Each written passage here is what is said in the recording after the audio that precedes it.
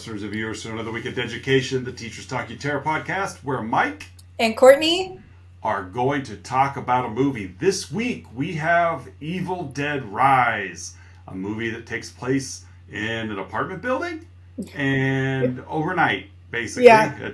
It's overnight. It is your first adventure into the Evil Dead universe, correct? It is. There are 5 movies in this, we'll call it a universe, 5 movies in a television show. Wow. The first 3 were all directed by the same guy, and then the first one was remade 10 years ago already. Wow. So I won't even, this one's kind of weird because it's not a sequel to the originals, and it's not a sequel to the remake outside of it just being the next movie. Okay. So it really kind of is a standalone. However, you were probably somewhat confused with the book and the records and like all of that stuff.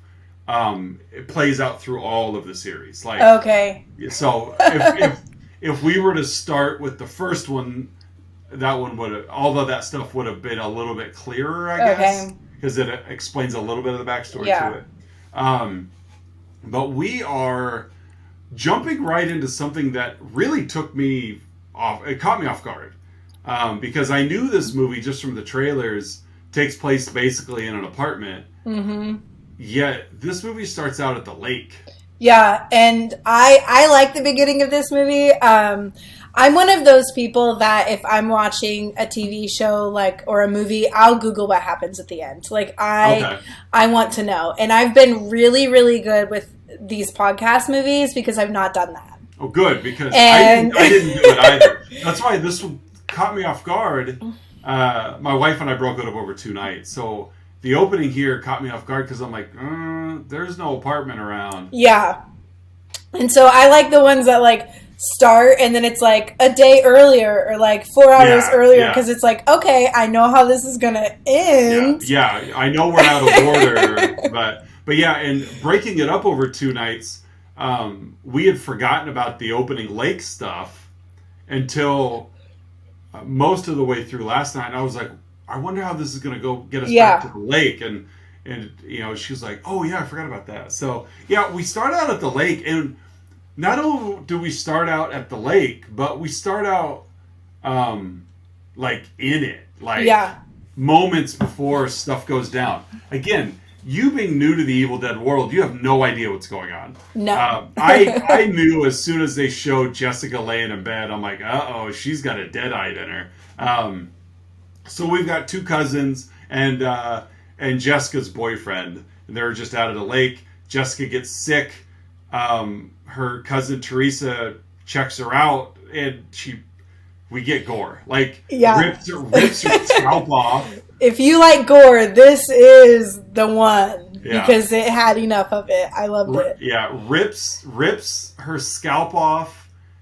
Doesn't kill her though. Lets her go because then she heads out to the boyfriend, and he sees that she has no hair.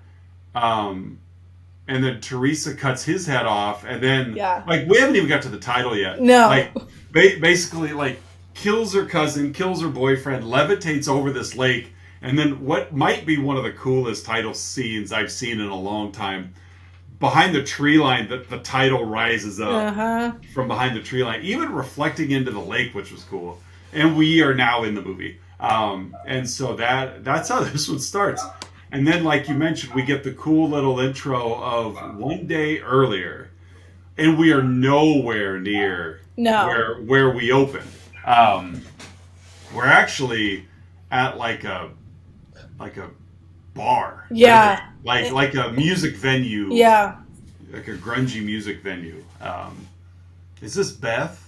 Yes. The names don't matter. No, they but really don't.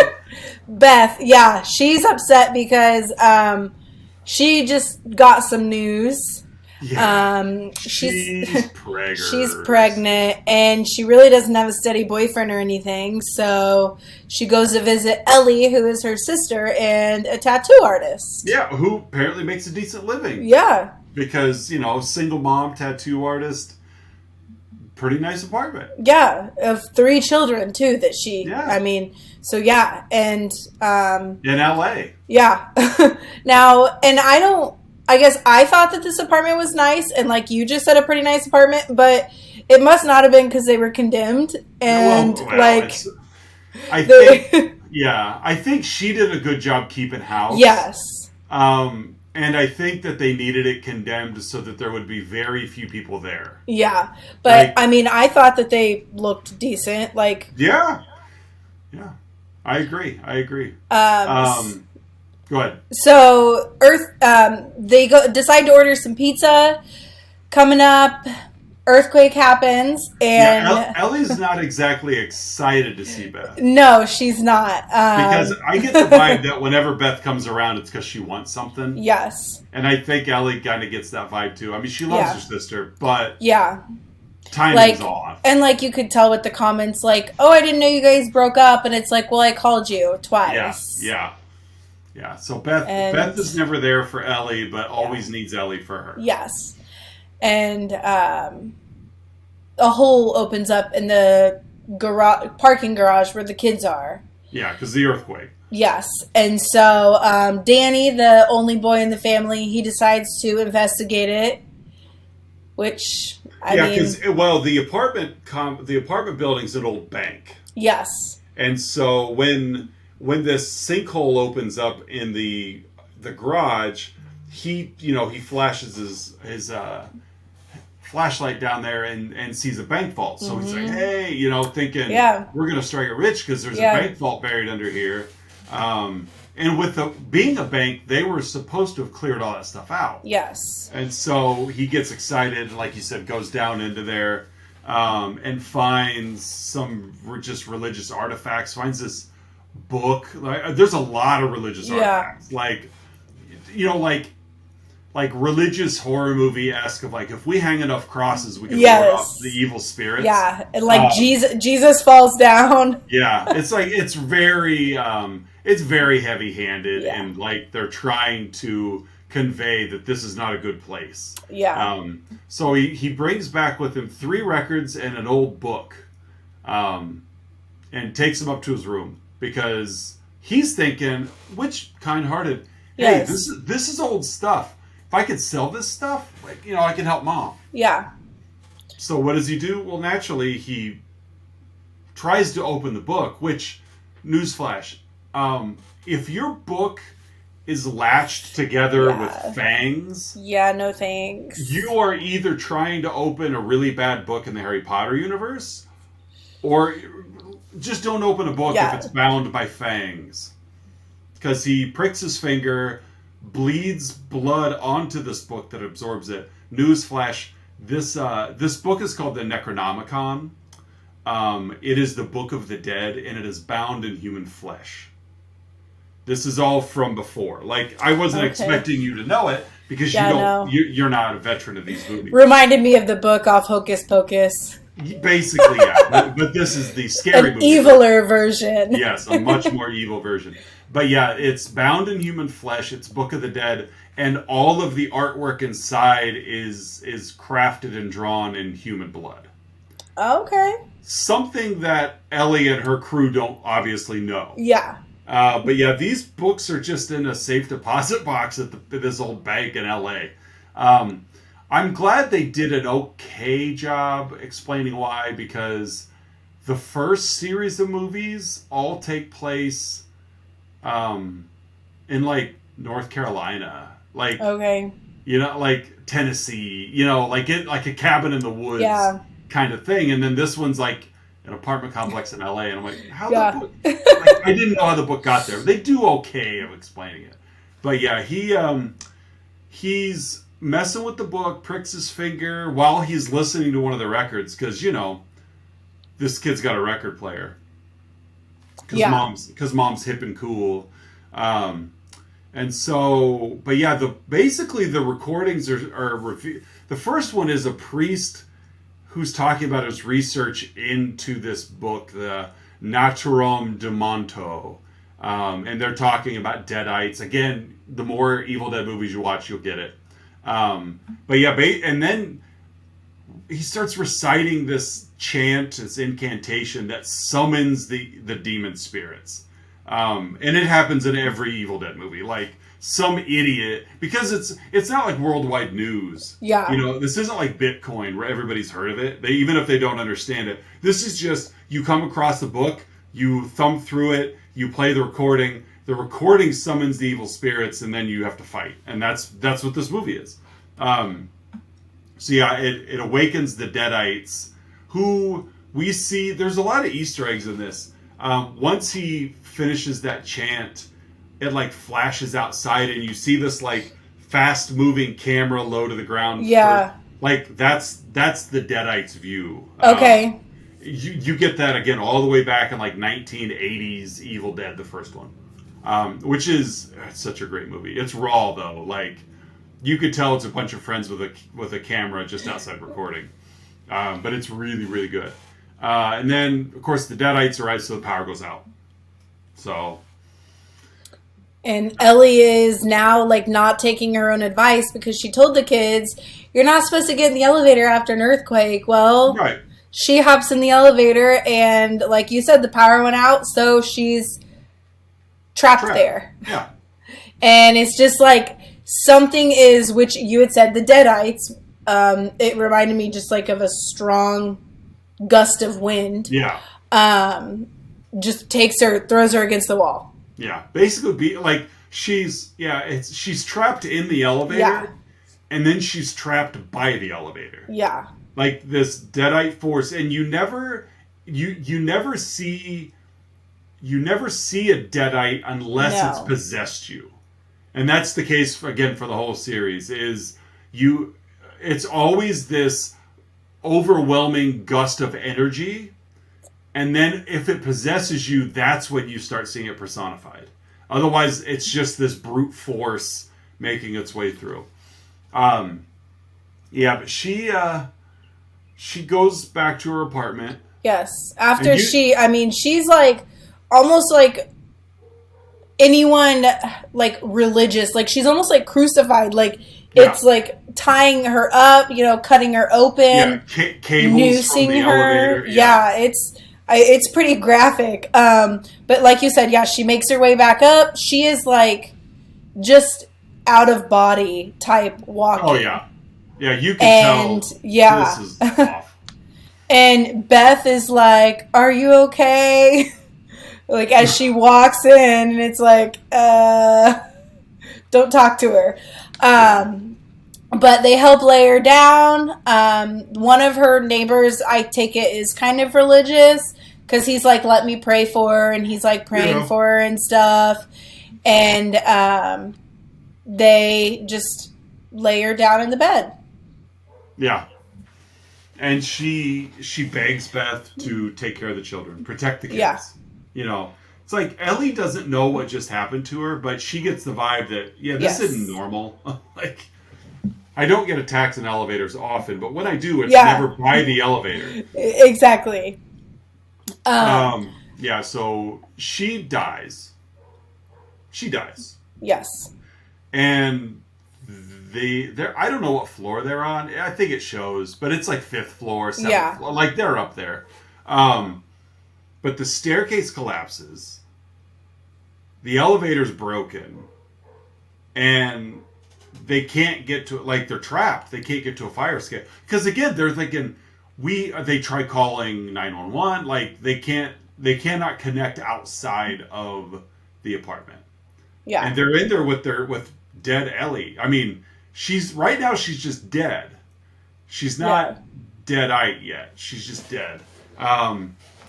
And, so they're grieving and they're sad and they need to get a hold of the police or someone. And then, luckily, though, Ellie doesn't stay dead.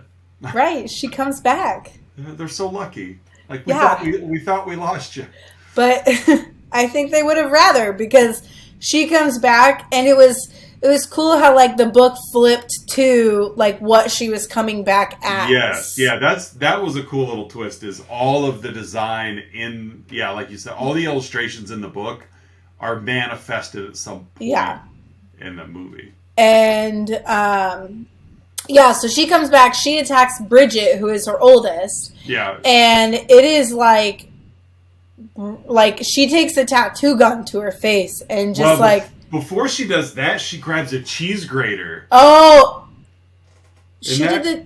Is this time or no? Is this Bridget's the one that used the cheese grater. Oh, that's on right. Beth because that one. Right, that's right. Okay. Because that one. Yeah. Whew, that one was awful. Getting ahead of myself. Sorry, listeners. Usually it's me. One day earlier. She takes the tattoo gun and just slices her open, and she said something like, "I want to be inside of you" or something. Yeah. It's obviously the demon talking. She gets that tattoo needle so close to her to the eye. Yeah, I know, like really close, and then like licks her, sticks her tongue in her wound, Now again, having seen all the Evil Dead movies, I knew that was a bad idea, bad recipe, because that's how you get possessed is. The transfer, and it's not even a transfer because that's I'm giving you something. It's I'm sharing it with you. Ellie, like you said, she cuts Bridget's cheek with the tattoo gun, and then sticks her big long tongue and licks it, which now she's infected her. So and so they finally get Ellie outside of the apartment. She's locked out. And they block the door, as much as they can. Yeah. And this is where Danny says to Beth, hey, I did this to my mom. I brought this book upstairs. I stole it. I brought this record. It was, tells her what it was playing. And so while they are in the room listening to it, the younger girl, Cassie, hears her mom singing in the hallway. Yeah, because Ellie has killed all the neighbors at this point. Yeah, they shot her with their shotgun, and then she attacked them. Everyone's dead. She bites an eyeball out of one boy and spits it into the mouth of his brother. Yeah. Ugh. Gross. Yeah, she and we pretty much see all of this at the peephole view of the door. She's like a piranha out there just attacking and murdering. And you're just I felt like I was on the edge of my seat just waiting, when's something going to jump up and scare me? When is... Yeah. Because you're looking at the peephole. Yeah. And so, like you said, Ellie is... Ellie's outside. Danny and Beth are listening to the recording. And Cassie's at the door. Because that's what you do. You leave the 7-year-old at the door. Yeah. And Ellie, she's going in and out almost of possession, not possession. Yeah. I'm just sad because your dad left me, but it's he's here with us now, all I need is a nice big hug. I'll be better. And I like how Cassie's Mom, you don't look too well. Yeah. And it's no, she doesn't. She does look very rough. She unlocks the door, though, letting her in. Oh, like an idiot kid. And in comes Ellie, and Danny and Beth are both, distracted at this time, but they had heard something came out, and I don't remember... Did Ellie get locked out again? Yeah, she's got her hand in there and she's choking Cassie. Yes. And they come and they slam the door on her arm. She lets go of Cassie. They force her arm back outside. So she's still trapped outside, and now everybody knows better. But this is where Ellie hears meowing and realizes that there's a cat up in the ductwork and gets the idea of, I'm going to go up into the ductwork and crawl my way through and get back in the house and back in the apartment. Yes, and meanwhile, Bridget is sitting in the kitchen looking off into space. Yeah. And Beth finds her and is, conversation with her before she turns around and says she's eating to, kill the crawlies inside of her. She's literally chewing glass. Yeah. And, she's got, her, basically, my tummy feels weird, and so she's trying to... It's basically just an excuse to show some special effects of the shards of glass kind of protruding from her throat, and But yeah, she's possessed now because of Ellie licking her wound.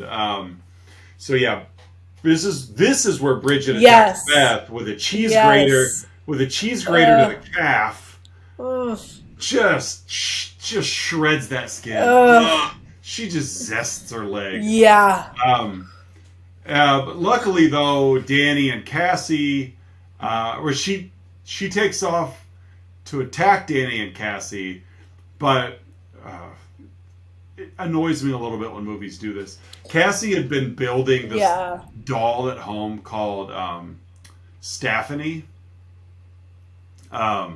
which she's taken a broken broom handle and secured a doll head to it. And so she's going to use... So basically there's no purpose for this thing other than when Bridget attacks her, she shoves it through her head. Yeah. It wasn't even like cool ninja works. It was just the angle she was coming at. She happened to just impale her head on this broomstick. So Beth is dead now. Bridget, sorry. Yes. So Bridget's dead. Dead in the same way that Ellie was dead. Yep. And Danny, though, at least he's got some brain. He's like, you know what? I'm gonna wrap her up, tie her up. She's not getting out. Right. Yeah. Smart move. Yes. So Beth gets the third record. She listens to kind of how to do an exorcism, and I'm glad that they recorded all this. Yeah. And the priest opens up that he failed. Like, you can't do anything. You can't stop him. There is nothing to do. Yeah. You can't exorcise them. The only way to get rid of the Deadite is to destroy the host of the basically saying you're not going to save Ellie, you're not going to save Bridget. If you're going to kill the possession, they have to die. Yeah. So yeah. Meanwhile, Bridget has revived. She attacks Danny, who he set her on fire. Yeah, he sets her on fire before he dies. Yeah. So now Ellie and Bridget are dead, and Danny is dead. Ellie does make her way into the apartment through the vents. Yeah. This is where she tackles Beth down, and then somehow can feel the heartbeat of the baby. So then she decides she's going to. She's told her, "I'm going to swallow your soul." Mm-hmm. And then she feels the heartbeat and then she's like, "Oh, two souls." Yeah. And then she's now attempting to rip the fetus, rip the baby out of her body. Yeah. But Cassie comes to the rescue because earlier in the movie, like I mentioned, irritates me a little bit. Earlier in the movie, Ellie was looking for her pair of scissors. Cassie knew where they were, said they were under the couch. Well, guess what? Cassie remembered where they were just in time. Yeah. Because she gets these basically hedge clippers, because they're massive scissors, throws them to Beth, and Beth manages to stab Ellie, up through the nose, I guess. It was enough to kill her again, to stop her again. And so Ellie again tries to work her magic on Cassie, and Cassie's just like, "You're not my mom." I know. She realized. I know that you're not her. Yeah.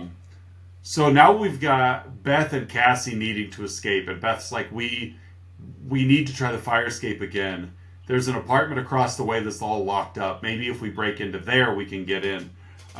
So they go out into the hallway, and all the neighbors are also possessed.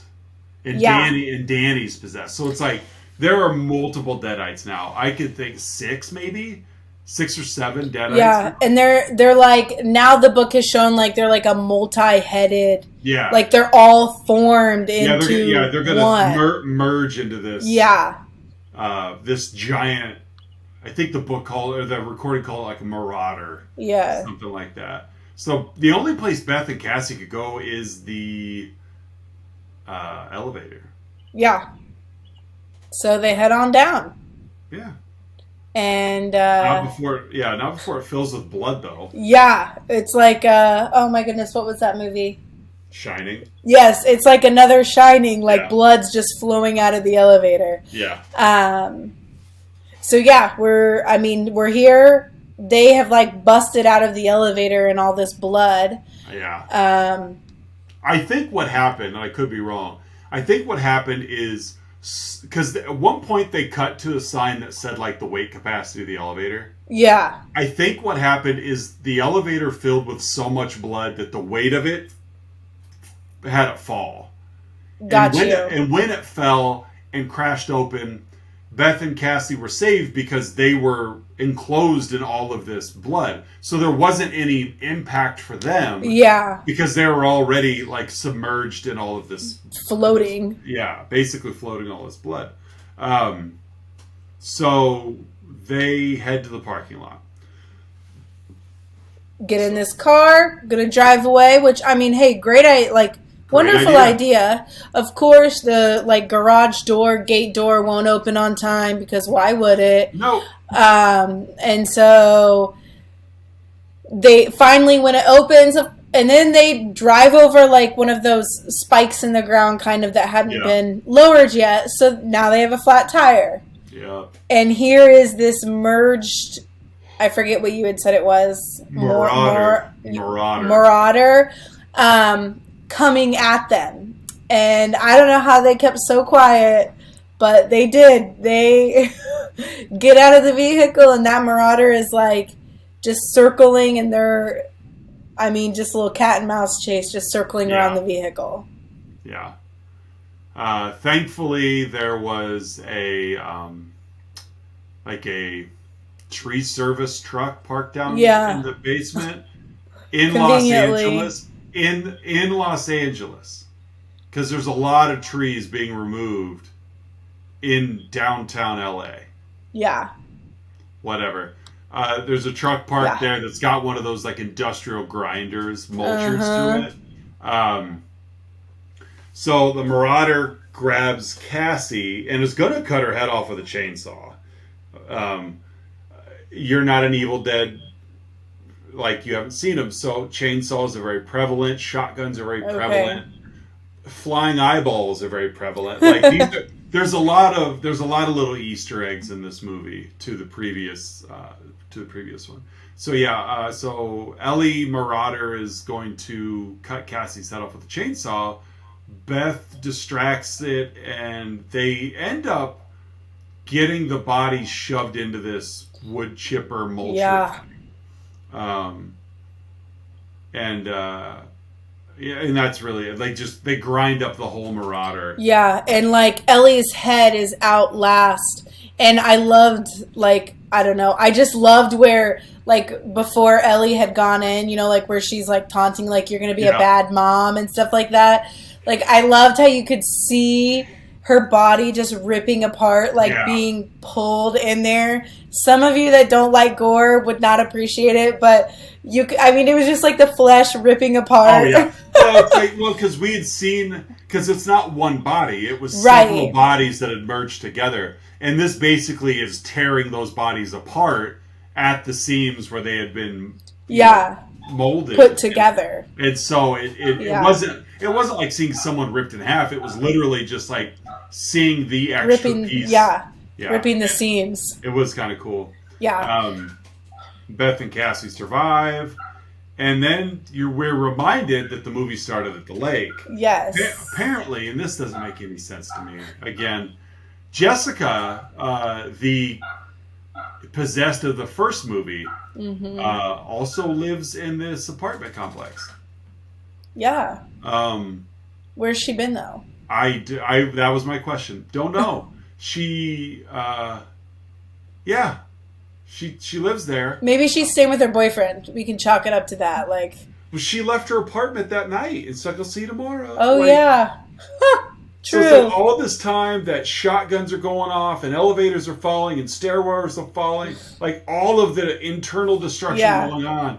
And Jessica's like watching Gossip Girl or something. But so this is where we get the roundabout story. Jessica goes to the parking lot because she's going to leave on vacation. I'll see you guys at the lake. And she's attacked by that entity. Yes. Because again, you can't kill it. You can't kill the demons. You can only hope to contain them. And so that's Evil Dead Rise. I liked it. Easily the newest movie we watched, considering it just released April 21st. Yeah. Is Not when even it a month theaters. ago. Nope. And we've seen it. So let's rate this thing. I really liked the gore, and I liked there were areas for jump scares, but I was expecting them, so they didn't. I'm gonna give this one an A-, just because I did have some questions, I didn't understand. But like you had said, had I watched previous ones, then yes, I would understand that more. But yeah, I liked this one. Okay, I'm gonna give it a C+. I was bored through a lot of this movie. The second half of it, like I said, we watched it over 2 nights. We turned it off before Bridget was possessed. The first half of that was it was boring. And my wife and I agreed the kids sucked. Yeah, Bridget especially. She was much better as a Deadite. Because just the amount of stupid decisions. I would have expected them out of Cassie. Her opening the door didn't surprise me. But these other two are teenagers. Now, I know teenagers can do some dumb things. But teenagers don't typically do dumb things. They do small-scale dumb things. This was, hey, the floor in the garage collapsed. I'm going to hop on down there. Okay, exactly. That's stupid. Yeah. That's just dumb. And then they're complete, especially Bridget, complete lack of emotion. Your mom is dead. None of those kids cried. No, they didn't. And I thought that was weird too, because I'm thinking man, they must not have had a very good relationship or something, because I just felt like it was hollow. None of those kids cried. Mom comes back. Nobody screams. Nobody seems afraid. Nobody runs. Everybody just kind of watches. And it's just, it was just sloppy. I don't pin it on the source material, because I've seen all 5 Evil Dead movies and the television show, and this movie was the least entertaining out of the 5 and the television show. And it's still the second half was a lot of fun. But we turned it off mainly because I kept dozing off in the first half, because I think, like you said, there was so much potential for things, but it just felt like let's throw some makeup on Ellie and then have her say dumb weird things. Yeah, weird things. I didn't ever feel like nobody was scared. And that just, it took me out of it. I'm not going to say I disliked it, because there was a lot of gore. There was some redemption there. But just too many question marks as, why were the kids not upset when their mom died? Why were they not upset when she came back to life? Why on earth did Cassie open that door? Why did Jessica not respond to anything, going on in the apartment building? Just some of that kind of stuff. It just kind of took it out. I don't know if I was overthinking it. I think maybe if I would have known, I would have turned my brain off a little bit and just sat back and enjoyed it. But it just, I wasn't disappointed, but I was expecting a little bit more. We will get around to watching some of the other Evil Dead movies, and you'll see what I mean. Yeah. Because I have nothing to compare this one to. I mean, Yeah, this was this felt like, and I'm gonna, and I granted I don't know Lee Cronin, who wrote and directed the movie, but I get the feeling like Lee Cronin is a huge Evil Dead fan that just happened to have some connections and wrote a script and said, you know what, we'll give you the money to make it. That's how I felt. And because there wasn't really anything new or original here. Let me ask you this. What was the plot of this movie? Good question. You know what I mean? Like there was... Yeah, and that's like, as I was finishing it, because I also did it in 2 settings, I was like, man, like, I feel like I am like, ding, ding, ding, ding, ding, because it was like, okay, now we're doing this, now this person, now now this is going on. It's like, what? Yeah. I like the original 3, I'm going to call the original, the first 3 Evil Dead movies, and I'm not going to ruin it, the first 3 Evil Dead movies are so different. The first one is straight creative terror. Is it the scariest movie ever made? No, but it is just relentless. Like, there is some of this bang, bang, bang, ding, ding, ding, like you commented about, but it's because this evil force never stops coming until everybody's gone. But the problem is there's one person who just is your survivor, you know? And so it's just this constant barrage of terror. The second one is in some ways a remake of the first one, but it's the same director, same writer, same, almost like the same main character, but it's almost like they got a budget now. Like they saw the first one, was like, wow, you kids really know what you're doing. Let's give you some real money. Yeah. And then they added more to it. And it's a great movie. Like the second one is for true fans. So the first one is more horrific. The second one is just a better movie. The third one, I'm not even going to spoil it because it connects straight off the second one. Okay. And takes you completely a different angle. But it's a blast. And then they did the remake, but the remake was a remake of the first one. So it's like they already had a storyline, but they added so much more gore because they had a budget. This one just I don't know, like it was fine, it was well made, but I just feel like it was like just like a fan film. Like, hey, I like Evil Dead movies, and I have an idea, and let's make sure we do this and we do this, and let's get the flying eyeball and let's get the chainsaw. It's like all these things, and nothing felt original. I couldn't even tell you what the plot was. Yeah, I couldn't either. Like, does it matter that Ellie is a single mom? No. Does it matter that Beth is pregnant? No. Yeah. It's like nothing matters in this movie. And that's where I kind of felt abandoned a little bit. Was, it just felt like, hey, I have ideas for some cool kills. Yeah. And, okay, that's fine. Like, just make that and put it on YouTube and let me consume it that way. So that's where I'm at, and I do think you will, when we get to the Evil Deads. I really think you'll like those as well. So that's fine. A-, C+. It is. This might be the first movie that we've covered where we're more than a letter grade. Yes, and that's okay. It's about time. What educational lessons do you have to pull from this?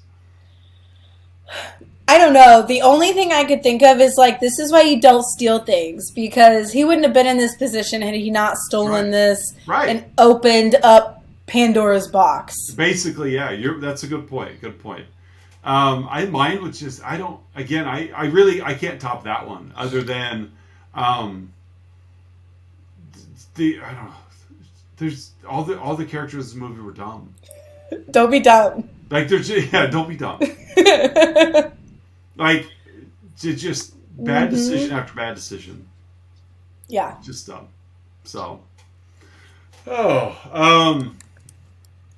We shuffle for next week? Yeah. All right, let me pull that up. I feel like we haven't shuffled in a while. We haven't. We go through these spurts where we watch recommendations, which is fine. And then we're like, hey, let's shuffle this up. Yeah. Because it was Scream 2 with Ella. And then we did Black Phone as a rec. Black Phone, yep. And then this one, because I saw that it just hit on demand, so I'm like, let's check that out. Okay, here we go. What are we shuffling to? Oh, I don't know this movie. I don't Good. know it. Maybe. 1992's Dust Devil. Dust D- Devil. Dust Devil. A woman on the run from her abusive husband encounters a mysterious hitchhiker. Okay. All right. I think there's a lot of gore because I'm reading this review that says, for those who like their occultism served bloody, real bloody. Ooh. Yeah. Dust Devil from 1992. We might be the first podcast ever to cover Dust Devil. So, all right. 1992's... I don't even know why I have this movie. Oh, well. For a moment like this. Yeah, I guess. Yeah. Of course, yeah, here we go. Written and directed by the same guy, Richard Stanley. Hope it's short. Oh, almost 2 hours. Whew. That's Hope okay. it's good. Yeah, I know. All right, Dust Devil. Okay. Yeah, we'll be back next week to cover Dust Devil. Alrighty. 1992 horror film. A mysterious man, Hitch, wanders the deserts of Namibia and is wanted by the police in connection with the death of a woman whose blood was used in a supernatural ceremony. Okay. Alrighty. They shot this in Namibia. Huh. Okay. It's a British film, but I don't know how British it. We'll find out. It'll be a new watch for us both. Please don't be very British. No, you won't need the subtitles for British.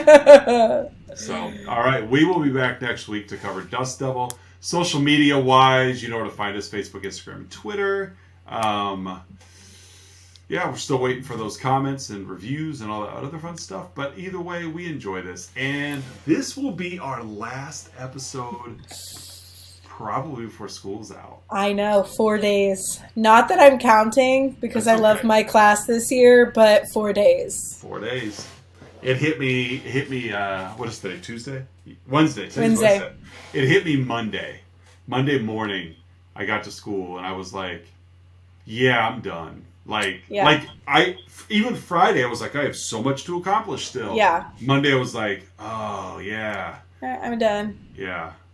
Which is good that it was like that late in the year before I was done. So, but I still got some things I need to get done. So I'll get those done accordingly and efficiently and correctly. I'm not going to, shuffle through. But yeah, the kids are checked out. Yes. So, yes. All right. Well, let's watch Dust Devil and then hit summer and see how much we get cranking on these things. Yes. So, all right. Well, for Deducation, I'm Mike. And I'm Courtney. And we'll see you guys next week. Bye.